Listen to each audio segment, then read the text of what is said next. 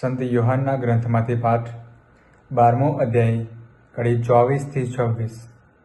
હું તમને સાચે સાચ કહું છું કે જ્યાં સુધી ઘઉંનો દાણો જમીનમાં પડીને મરી જતો નથી ત્યાં સુધી એકલો જ રહે છે, પણ જો તે મરી જાય છે તો મબલક પાક પેદા થાય છે।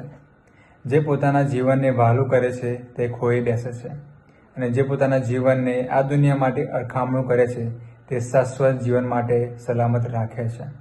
જો કોઈ મારી સેવા કરવા ઈચ્છતો હોય તો તેણે પણ અનુસરવું જોઈએ। હું જ્યાં હોઈશ ત્યાં મારો સેવક પણ હશે। જે કોઈ મારી સેવા કરશે તેનો પિતા સન્માન કરશે।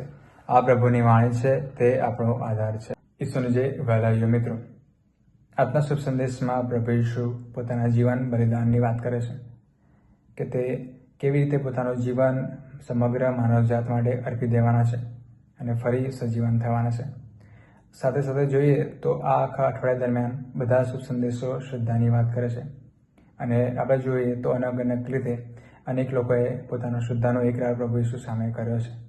તે જ રીતે આપણે પણ પોતાની શ્રદ્ધાનો એકરાર પ્રભુ ઈસુ સાથે પ્રાર્થનામાં અને પોતાના જીવન કાર્ય દરમિયાન કરવો જોઈએ, અને જીવન માત્ર પોતાના માટે નહીં પણ સમગ્ર માનવજાત માટે જેમ પ્રભુએ અર્પ્યું હતું તેમ આપણે પણ અર્પીએ, જેથી આપણે પણ શાશ્વત જીવનના ભાગીદાર થઈએ। આમીન। You are German, I see why, and you are German, I see why, and you are German.